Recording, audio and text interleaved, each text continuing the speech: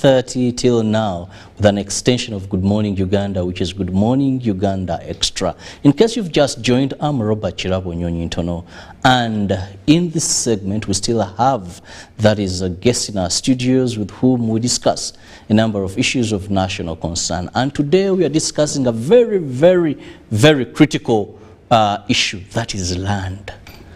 Land has been a cause of conflict. Land has been a cause of loss of lives.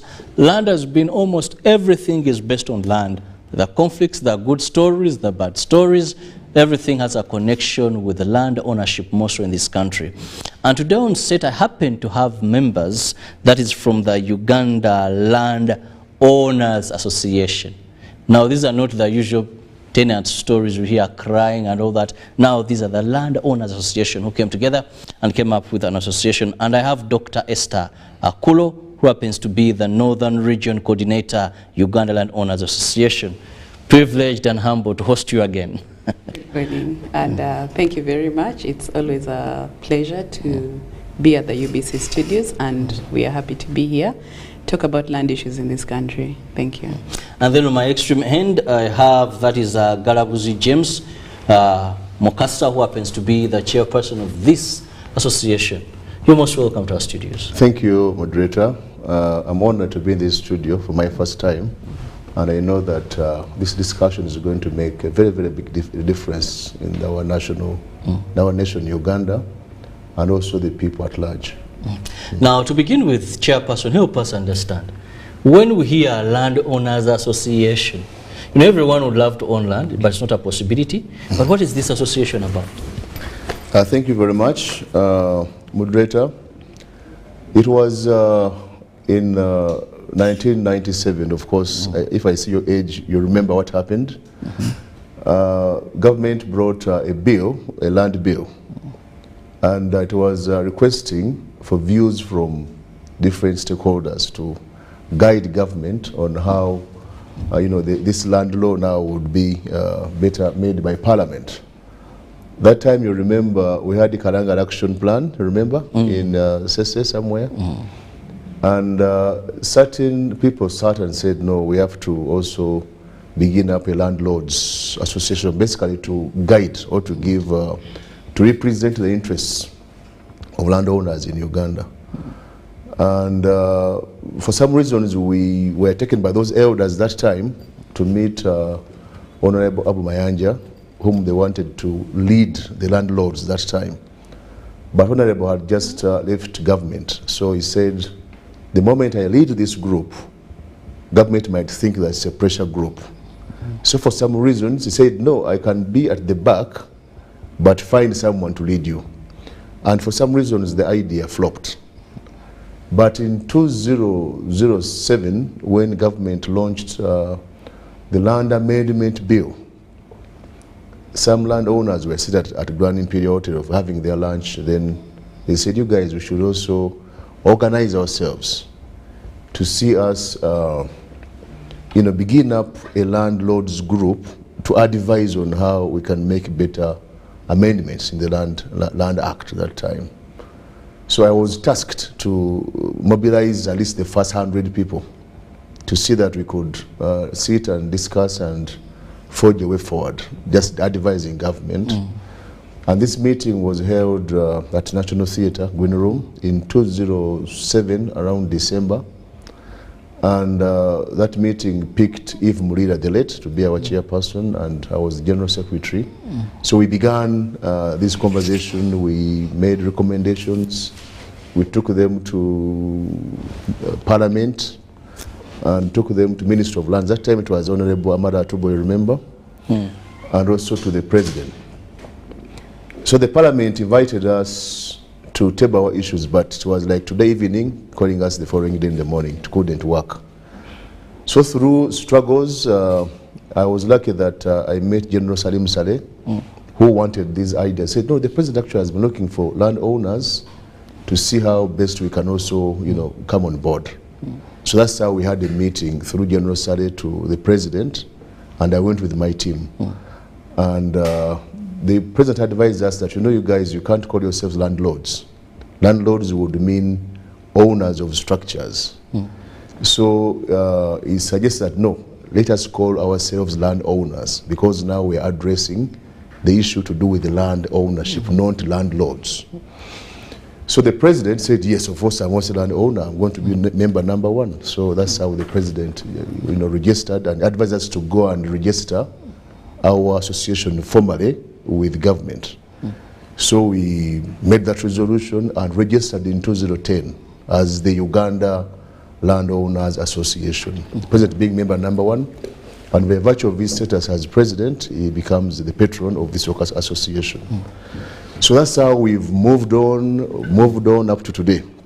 We've been around for some time, more than 12 years, but the issues to do with finances, people are saying that we've not been knowing you, but now we are here to see that we can have a conversation.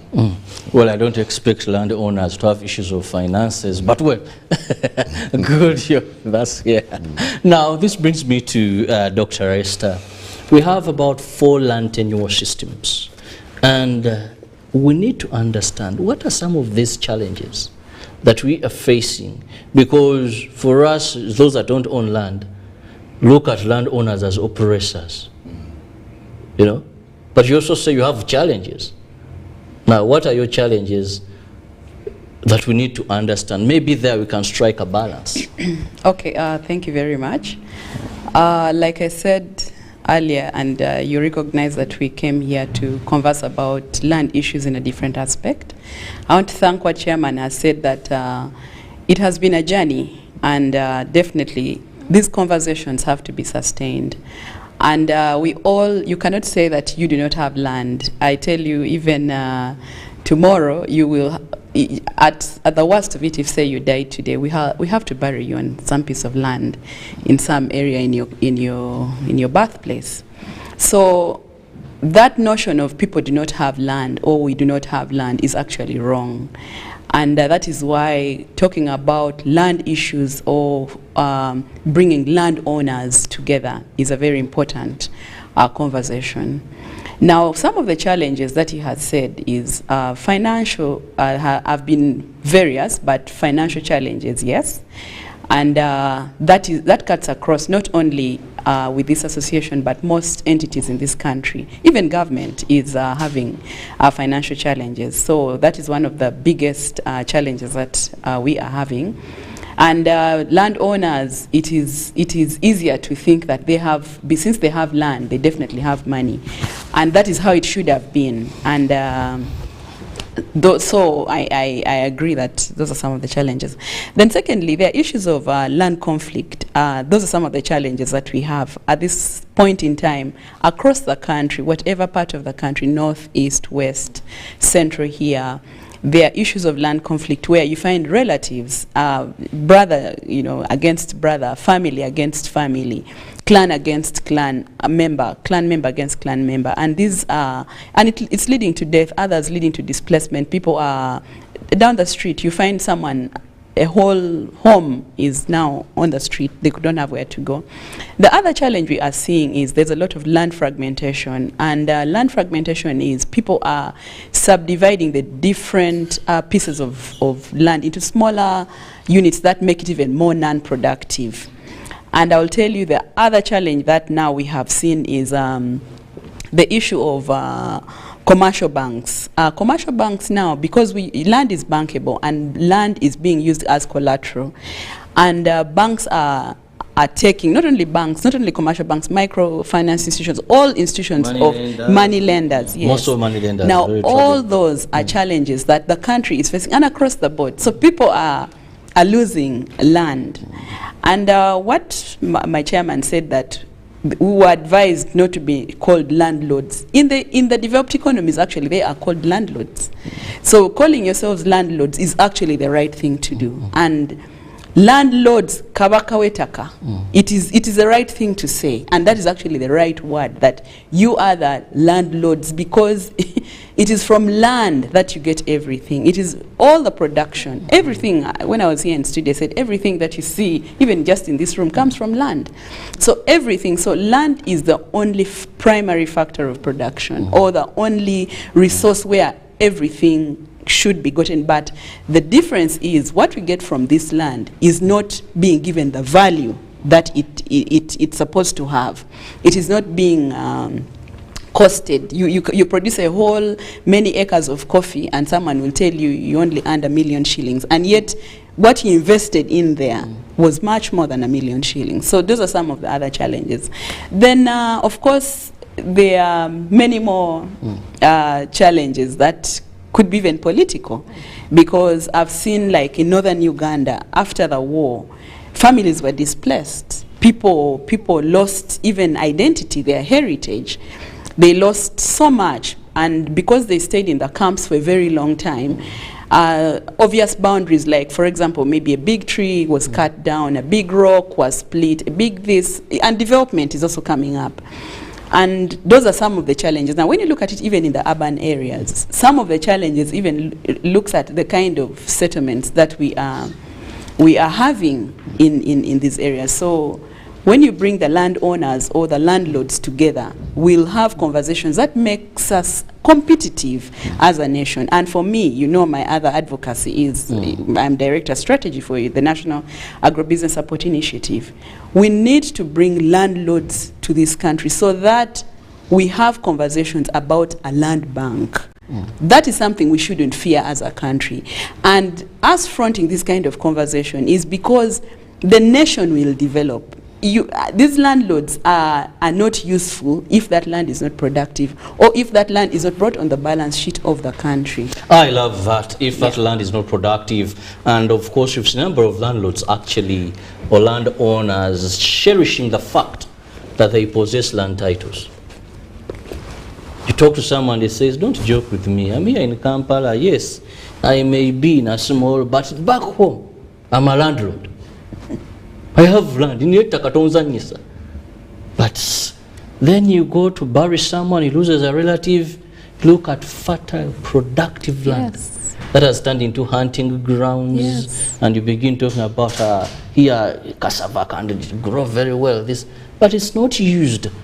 That is where smart Ugandans now take advantage and say, okay, there is this land. Of course, with the land blockers now, I don't know where they came from. They have knowledge of who in that family can be used as a weak spot to take that land and all that. So the biggest question to members of the association, or those that are not yet members that are watching, is how do I protect my land? And Chairman, this is where I want to bring you in. Okay. Some tips before even diving into the conference. How do a landowner, how should they protect their land? Okay.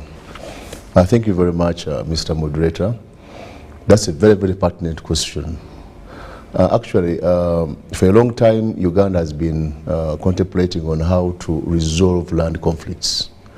And today you are aware that I can have a title, and my land has got occupants on it. And evicting that occupant may be now very, very difficult. Next to impossible. Next to impossible. Yes, I'll go to court because I've got my title, and I drag those occupants to court. It can take me 15, 20 years to win. And the moment I win that matter, now getting an eviction order is next to impossible because there's politics involved. Even judges are scared about effecting eviction orders. But in case we've been able to go through the system and get the eviction order, the law stipulates that it should be the DPC to give you security. When you go to DPC, he will say issues of security are handled by RDC.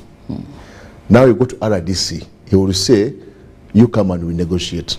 We have to have this win-win. But 15 years, and remember, the government put in place pro bono lawyers that were supposed to assist the tenants, assuming that tenants are, underprivileged people, So you as a landowner, you are presumed to be a very rich person because you're a landowner. But remember, landowners have no money now. Now, you go to the RDC. Now it begins to take you in circles. What does this mean? You've spent 30 million in one case for 20 years. These occupants are still using the land. For you are in Rubaga, fighting someone in the Bugerere. So what we're saying is that now time is now to see that we come together to utilize this land jointly as owners, the landowner and the tenant, to see that we can have land ready for development. Today I can have a title, I want to get a credit from the financial institution, but because title is encumbered, no bank will give me any loan. If you're a tenant on my land and want to get credit, you have no security, collateral, so the bank will not give you money. So I'm saying that if both of these people come together, come up with an understanding document and registered with register of documents, this will simplify everything. Even the bank will give you money because you will see land being put to use. If you have a very, very, very good program like agribusiness for development, that is now in the rural setting, because we are saying that land in Uganda is actually fertile, but it's not put to use because of wrangles. You take 20 years fighting each other, There is an injunction order. Injunction order, so land is actually getting more fertile, but without any economic gain. So we are saying, no, time is now. Let us come together, offer our land ready for development, and we've got even development partners who are willing to do coffee, to do maize, to do everything, and have a share pattern whereby on every harvest, you get a percentage, you as a landowner and the tenant. Or even you can jointly do this business yourselves. I was in Guru with Dr. Esther in June, and we found one school actually purchasing almost 20 or 30 tons of, more than 40 tons of maize from Congo, imagine. Yet in Guru there is land which would, give those services to these schools. So we want to bring this mindset change in Ugandans, that it is time now, forget about holding many titles, many customary certificate of ownership in the northern areas. It is time now to think about making our accounts happy, with money. Our another program we have is that in urban settings where land is so much fragmented, we have brought a condominium type of system whereby you offer your 20 decimals for development.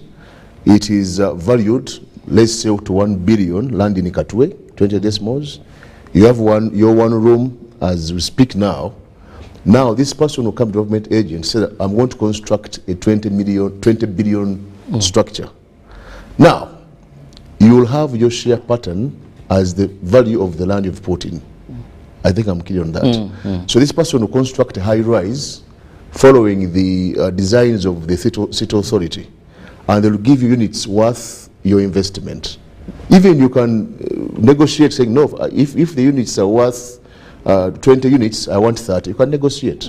And this is one way we are going to develop our country. As we speak now, there is a program to decongest Kampala. I've had a meeting with some authorities, and I'm telling them, you don't have to decongest Kampala by taking people out of Kampala. Development goes with the people. So we have to work with them. This is one approach we can coexist. Our people in Kampala, our people in Guru city, our people in whatever city, coexisting with development. And this is our approach, condominium approach towards urban setting, so that people coexist with development. That is very interesting, and I think it will take away the hatred, the bitterness, the bad blood between landlords or landowners, because landlords we used to people with buildings. Now we are talking about people who own land, landowners and those that are tenants. One time a friend of mine told me, it is time, actually my young brother, told me it is time we go and know who are on this land. That is in Kasoga Kakuto. And the moment we said, okay, go to the chairman LC1. We inform him that people on this piece of land, yes, may not know us because it is property that we inherited, but we are the owners, the land title is in our name, so we just want to know who are the people on this land, how big is this land, let's bring surveyors, then we can begin working on a mutual understanding. If maybe you have 1 acre, I can have my decimals, get your land title. Your landowners, how things, that at least we don't also just hold titles and be proud. Yet people are getting millions on the land we own. You know, yes, we may not have purchased it, but it is property that belongs to us. The LC chairman, I don't know what message he communicated. But the moment the two brothers got out of the car, Machete. it was the last, I think I've taken years without running that fast to enter the car and say, please take off. This is death. Yes. Our way. But it had nothing to do with evicting anybody. Till we were told that young men remove excitement, face reality. Tenants, the moment they hear anything to do with the landlord, they know it is a war you must fight. You either exist or they were evicted. So when I listen to your explanation, I think this will remove, there is some bad blood. Yeah. Either of ill information. You can't just brag around and go, Yes. you may come back in pieces or never come back. True. So I'm reliably informed that you're having a landowners conference. That is 1st September. Yes. How is this in any way going to help solve this, Dr. Esther? Okay, thank you again. And maybe just you touch on something to do with titling. And you see, for me, this conversation of land titling, it is Uganda did not start it. This conversation has been there and for a very long time. Actually, in developed economies, titles are given by the central banks. That's a unique thing for you to get to know. And why? Because they are supposed to give value to that property. But in the world, I already told you that there are two things. Things can either be done legally or illegally, or formally or informally. Now, when things are done informally, actually that is what they call policy. I think the last time I told you here, you need to read the difference between law and policy. Now, when we see things happening in our country, there are those that are happening the right way and those that are happening the wrong way. But because there's already a standard that has already been set by international organizations, now that is the standard that we are advocating for. And what Chairman is saying, informally doing things is why we are having challenges. And that is why you and your brother are going to fight in a land that belongs to you, because it is informally done. So we need to have these titles formalized. The process of formalizing land is very critical. You even asked me about the different tenure systems. For example, in northern Uganda, it's customary tenure. That is all over that area. Now, there are efforts to try and have the CCOs, they call Certificate of Customary Ownership, but it's not even across the board. So that means that some areas have this going on, other areas don't have, others don't even know that this exists. And why? Because we are depending on the donors or the development partners to help us conclude that process. Government doesn't have the money to do that. Now, the moment it is done in an irregular way, it is never complete, and even that land then stays there idle and cannot be used. Now, back to the issue of formalization of land and whatever comes out of land and taking it to the bank. Chirabo, this conversation, call me again, we need to talk. And I will be happy to talk about that, and that is why when you talk about an agricultural bank, because agriculture only happens on land. So whether I call it a land bank, because of a formula, when you say, I told you that the formula is very easy. You need to have a balance sheet, assets, liability, and equity. Even labor. Labor is only productive on land. Now, all our children who are getting out of this country, with very horrendous stories, when you hear them, they break your heart. They're taking what? They're taking labor. Now that labor, we are losing it to those economies, and yet that labor should be used on our own economy or our own land. So now back to the conference. Why is it important? One, it's going to give Ugandans an opportunity to know that there is an association where we should belong. And you belong, in order to belong, you have to register. You have to get into being a member, and so 50,000 shillings for your subscription, and then 50,000 shillings for your annual membership. So that is just about joining the organization. But for the conference, it is going to bring different experts from the country to talk about land issues. I know we've lined up a good program. to talk about things that are already happening on land, experiences from even commercial banks, experiences from individuals who are using land productively. We are going to have an expo first, so people who are showcasing what they have been doing on land, big pieces, small pieces, and it will give others who are just seated with their chunks of land an opportunity to be like, oh, so I can do this, so that I can gain as a country, as an individual, but also as a nation. And then two, we are going to have conversations about the economy generally, because you see, the moment land is productive, that means that those families that are producing on that land, and that is why I say, when we formalize these individuals, and for me formalization goes to registration, which takes us into trade, into the World Trade Organization, into, you know, the bigger things. This will benefit the country, because eventually we are entering into what they call corporations. But those things can only be got when you come to the conference, and then you meet one-on-one with the people who will be there, and then you'll even hear about security of tenant, because Ministry of Lands will be there, and they'll be responding to some of these questions that people are having hanging. And then I know that we have even landlords sharing their own experiences. Others have chunks of land, but they call it not even leased, but they have a squatter, they call them? Tenants on that land. You find that the tenants are giving him, say, 300,000, but the production which these tenants get from is maybe like 10 million or 20 million. But okay, for some landlords have even moved away from what we call that is ushuru. Yeah. Because it doesn't make sense. Yeah. To some landlords, you have people on your land, and then they're supposed to give you each 5,000. That is a year. Why would I drive from here to Masaka to go and pick money that is not even equivalent to fuel? Actually, as Dr. Esther has just intimated about that experience, there is a live example of an old man whom I've been talking about almost ever since we began this campaign. He's owning 3 square miles. He has the title for 3 square miles in one of the districts in Kasanda, Mitiana there. And he has many tenants on his land. Some of them have 50 acres, some have 100 acres on his land, 3 square miles. And these people are sub-renting to commercial farmers who farm maize, coffee, you know. And sub-renting means that each acre goes between 300 to 400,000 shillings per season. Uganda has 2 seasons. Yes. Yeah. But now, they pay him 400,000 per acre. Remember, they're occupying almost 50 acres, 100 acres. So this one tenant can be actually putting in his pocket more than 100 million. But because the law speaks of Ebusuru we've talked about, and for such areas it is 5,000. 5,000 or 10,000. So they make it a point that everyone has to be in good books with the landowner. So they pay the 10,000 or 5,000 to the landowner, and they pocket 100 million per year.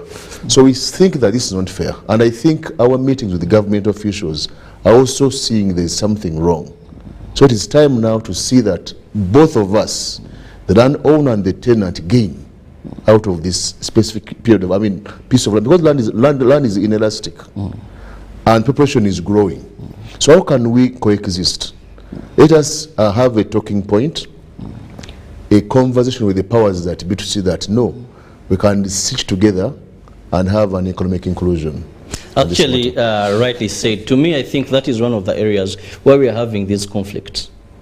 Because if I know I have my land title, but I'm getting something tangible, I wouldn't want to go through the hassle to evict people, go to court, because I'm fairly content. But if I know I have a land title of about 100 acres, don't mind how my sometimes people could say that owners, what did you do? It was because you were loyal to the whites, you were this, and you were just given. But the fact is, the person you're talking about having just been given, there is a task performed. True. Otherwise, why wasn't everybody given? True. And the fact that then I follow that line, it is not a curse that I'm in that line. No. It is not neither my problem. No. It could be it is God who positioned me there. True. So when someone says it is simply, you should take that 5,000 as a way of recognition and appreciation. A nominal fee. A nominal fee.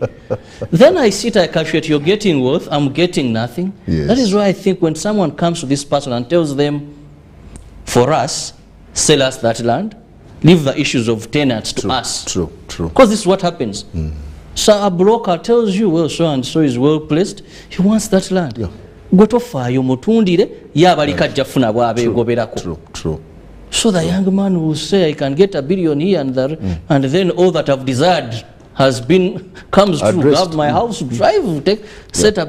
Why then not sell off these and cheaply, and the other guy fights and his way does out. his battles. True. So I think that is one of the things that really I find if we can both have a win-win situation, it would then be immoral or insane of another person to want and evict. So back to this conference, who are the speakers? Where is it going to be? When is it beginning? Chairperson. Actually, we have a big team of speakers. For instance, OWC has been instrumental in giving Ugandan seedlings. But now the question has been, you give out like 1 million seedlings, and after some time you want to do evaluation and realize that, but most of them were not planted. And why? The question is security. You give me your seedlings, you'll find them on the veranda, because I fear to plant. Because that owner will come and say, I want my land, after seeing these, flourishing, coffee or whatever. So, now others will come and talk, give a presentation. Well, the Minister of Lands was supposed to have Mr. Dennis Obohi. I don't know why he didn't turn up. I think he failed. He's on board. We have many speakers. We have also international investors who need land for development. And something interesting, I think the world has changed. These issues of a lease of 49 years does not occupy now, does not actually happen. They want 7 years, 10 years, and actually, as I've said, you are all actually benefiting every season. So basically, 7 years, 10 years, 15 years, not the other big lease, because these development experts don't want to take much in one sector. They're doing agribusiness today, they're going to real estate like that. Something we talked about, they talk on many people that these guys got land free. You are very right. Actually, land which is seen to have been gotten free, those people sacrificed. In our cultures, our people would fight wars, and the medium of payment was land. The king would say, what is square mile? So they were fighting. So when registrable interests were brought in Uganda in 1908, people knew that I had my square mile in Gomba, I had my square mile in Bulemezi. So they went and registered their interests. And if we are to go fast forward, now the biggest landowners we have today are not those, centennial owners. Now they're different people like me and you. And we've bought our milo, we've bought our interests. So we should come out of that school of thought that, these people got free land. That is now history. First of all, they fought for that land, and they were given, and now they have passed it on to different generations, now 100 years plus. So we should get out of that school of thought, and we'll look on how we can, both of us, coexist on land without evicting, because Ugandans have to stay somewhere. We have to be staying somewhere. You get the point. So we can coexist through this economic inclusion. For instance, Uganda Land Board has done a fantastic job settling many people, and people having their titles. But now what we are saying, yes, now you have your titles, how can we bring an economic inclusion whereby you can also gain from that title? So this is actually a program that will spill over in areas of Milo, in areas of customary, where my sister actually has talked about, people having land but not developed. I was in a meeting in Nakaseke early last week. I found families which were owning 30 square miles, without much settlements. One guy told me he had 6 square miles and nothing like settlement there. But they need support. You're having title, not developed. How can we work together to assist each other? So this is the program we want to present. People should come in this conference. So how attendance, is it by invitation? Is it going to be a hybrid? How does one participate? We've made a national invitation to all Ugandans and all well-wishers. As we speak today, Uganda is a very, very big country as far as the East African community is concerned. And Uganda can be a food basket because we have good land given to us by God. So if we have 8 countries in the East African community, and now we delve into serious agribusiness, you know, now there are factories which called me, they want sunflower. And some areas are good at sunflower, like I think northeast there. If we offered land for development, we can find ourselves actually, you know, as a food basket for the entire East African community, and it is possible. If we get out of these small wrangles and got orders, you know, stopping development on almost 3 square miles, which would give us a lot of leverage, you know. Even in the long run, government gets revenue. Yes. When people are happy, they have money on them, so they can pay revenue comfortably. Today, if you talk of taxing idle land, that will be punishing me because I'm owning an idle land, but I have no money to develop it. So assist me to develop this idle land, so-called idle land, so that you can tax me when I can pay that tax confidently. Very interesting. Well, I have to go for a short break, and when I return, we'll be diving into more regarding the conference, and Dr. Esther will be telling us if you want to participate, how do you participate, where is the conference going to be, and of course, when is it starting? We want now to go into the conference, deliberations, and also benefits in case somebody participates in this conference. Let's return very shortly.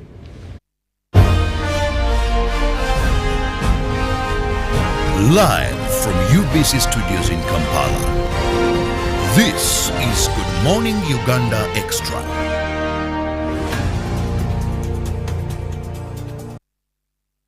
Uganda Landowners Association welcomes you to the Land Use Exhibition, the first of its kind in Uganda. Do you want to learn how to use and earn from your land, or you need information on how to manage your land? Come and be part of this exhibition, which will start from the 31st of August to the 1st of September at Umasho Grounds, Nakawa Multipurpose Hall.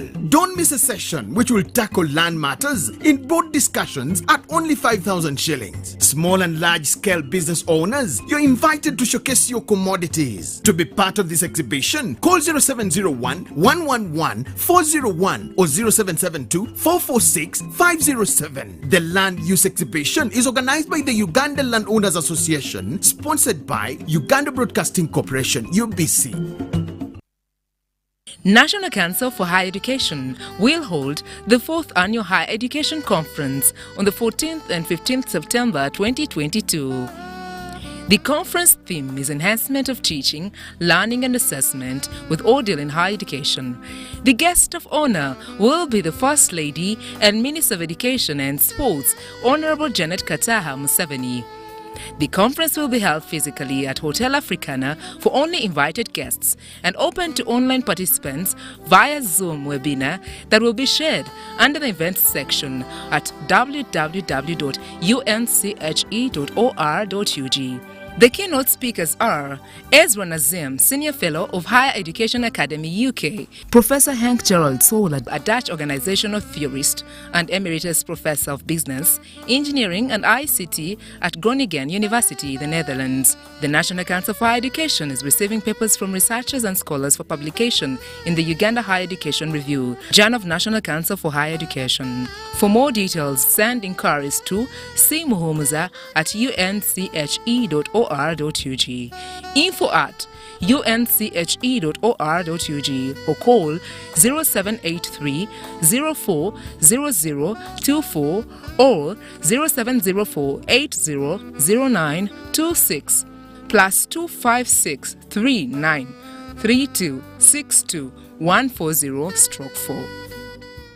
Forget last season. Forget the oohs and the ahs. Forget every moment that stole the show, because the real show is here on GoTV. It's the new season. It's action-packed and it's going to be non-stop football. With over 1,000 games from more than 7 leagues and cup competitions plus a World Cup. Make sure you get the best seat in the house this new football season. Get a GoCoder with 1 month of GoTV value for only 25,000 Uganda shillings and enjoy non-stop football. GoTV Uganda. Love it. Children are a special gift, one we must protect and nurture with care. Ensuring your child has a birth certificate opens doors for them that would otherwise be hard to access. such as immunization, school admission, or simply proving their age and belonging. Let us do our duty as parents and guardians by registering our children and getting them birth certificates. For more information, visit the NERA office closest to you or call the toll-free number 0800-211-700. This message is brought to you by NERA.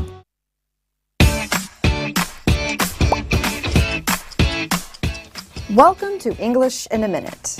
These are shoestrings. They tie up shoes. Let's see how Anna and Jonathan explain this one. Jonathan, I'm ready for the party. How do you like my shirt? I hope you didn't pay a lot of money for that. Not at all. I made it on a shoestring. I can believe it.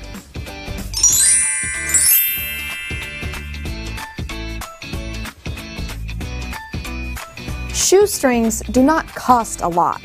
So, if you do something on a shoestring, you do it using very little money. You can also use shoestring as an adjective. Someone might say, I decorated my house on a shoestring budget. And that's English in a Minute. The Tales of Kasozi, brought to you by Uganda Communications Commission. Hello? Hello? This is Kasozi. How can I help you? Hey, Kasozi, my brother. Long time. We last met when we were at campus. It's been a while, but you are the person I'm looking for. Campus? Really? Hey! You don't remember me? Okay, so how can I help you? I'm stuck in Gulu making millions and I need to urgently send money to my sick mother. But I can't find any mobile money agent near me. I've sent the money to your phone, as you can see the message. It might take a few minutes to come through, but I urgently need you to send the money to my mother. Let me send you her number and you send it to her chap. My friend, I'm afraid your mom is going to die. What? Because I don't know you, I never went to campus, and I'm also in Gulu. So can we meet at CPS, we talk about it? Stay tuned for what Kasozi does next.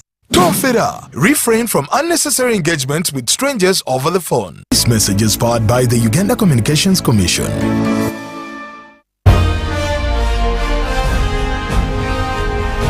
Live from UBC Studios in Kampala, this is Good Morning Uganda Extra.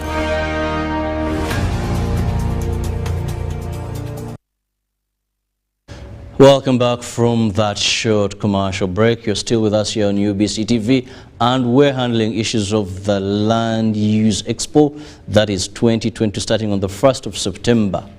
And of course, we are still interesting yourself, or actually 31st of September. Now, at this time, allow me bring in, that is an official from Ministry of Lands who happen to be the spokesperson of the ministry, that is Dennis Obo. Welcome to our studios. Thank you, and I'm glad to be here. Well, we want to know, what is your role in this Land Expo? Give us more of the details. Why are you in this particular expo this time?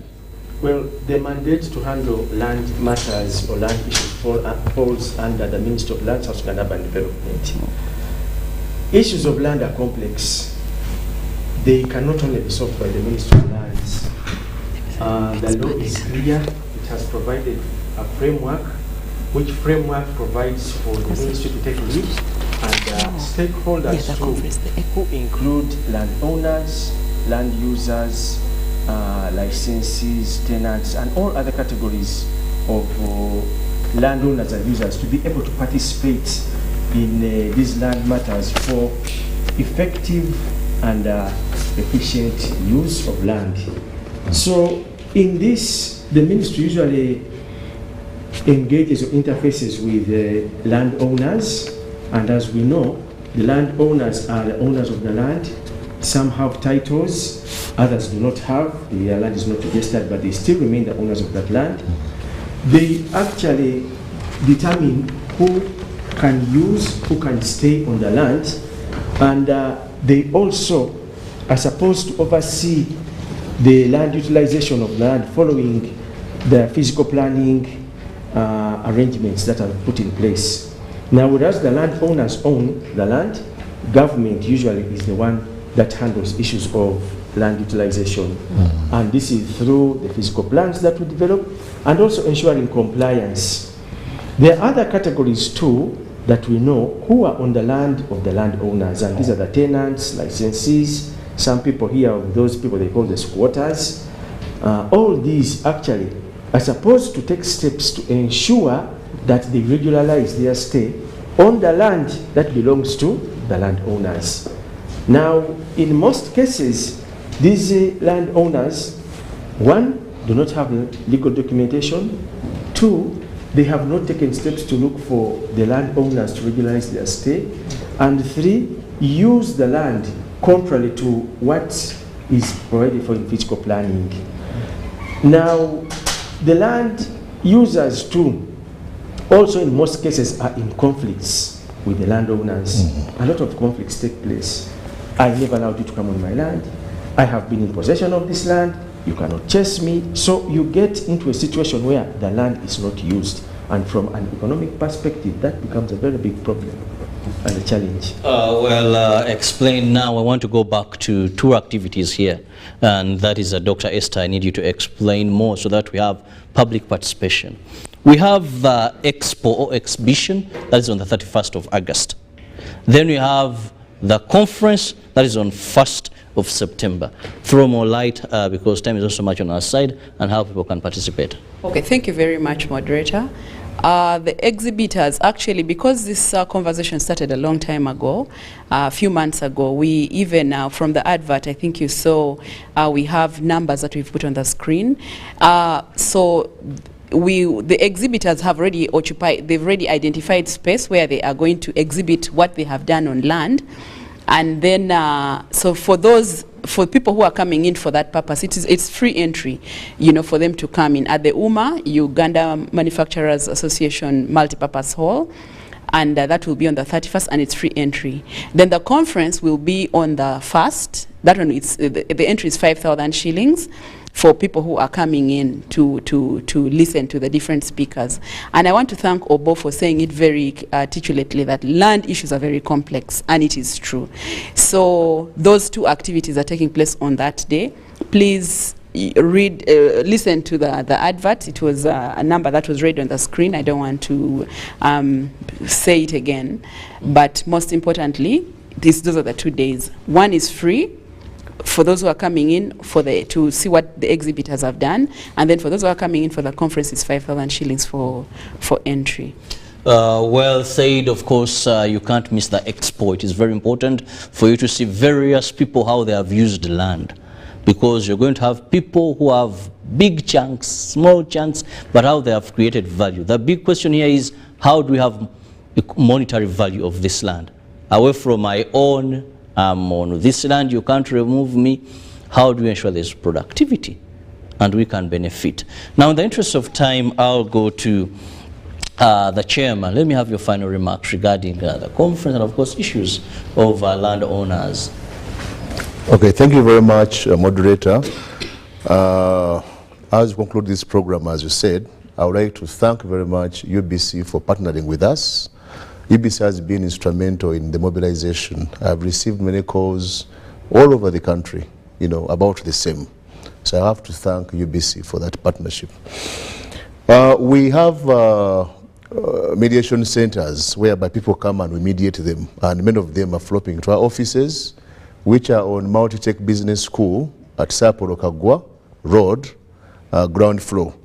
And those who have interest in the exhibition should call this number 0701 111 401. 0701 111 401. But my own personal number is 0772 446 507. That's my number, 0772 446 507. Mr. Moderator, our website is uloa.co.ug.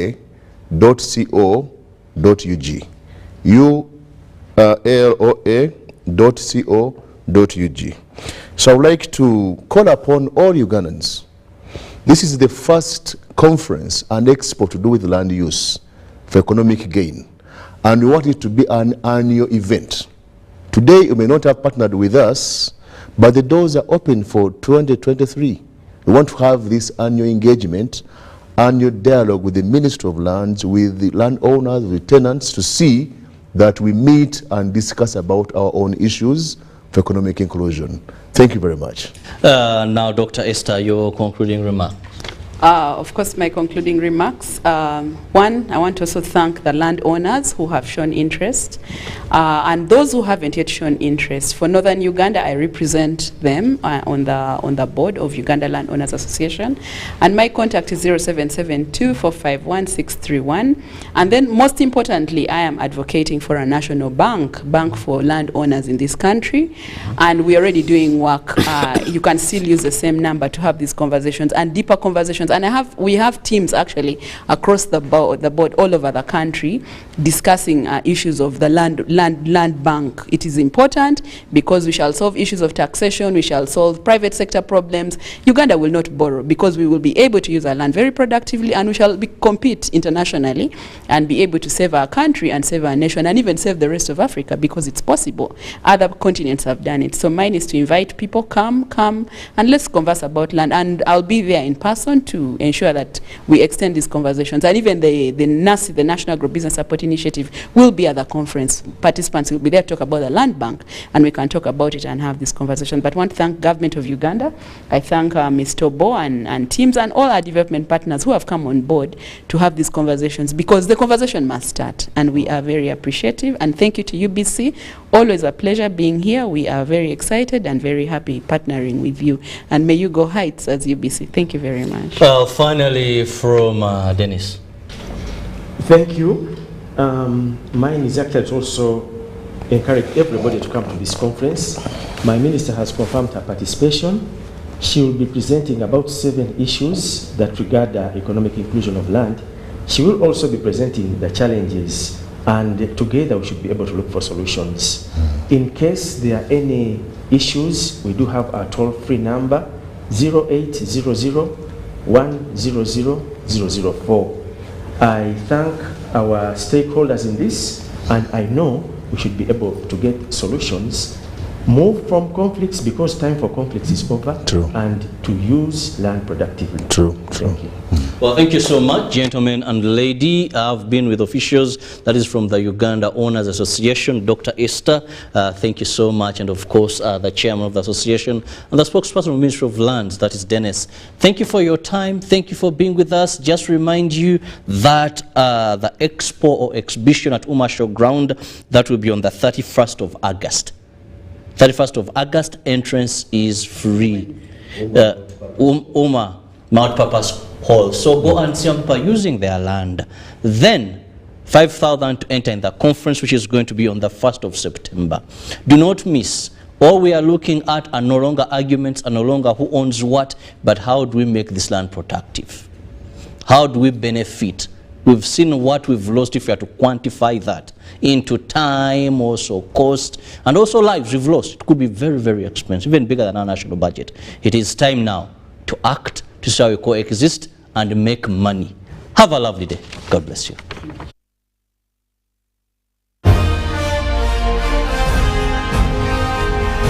Live from UBC Studios in Kampala, this is Good Morning Uganda Extra.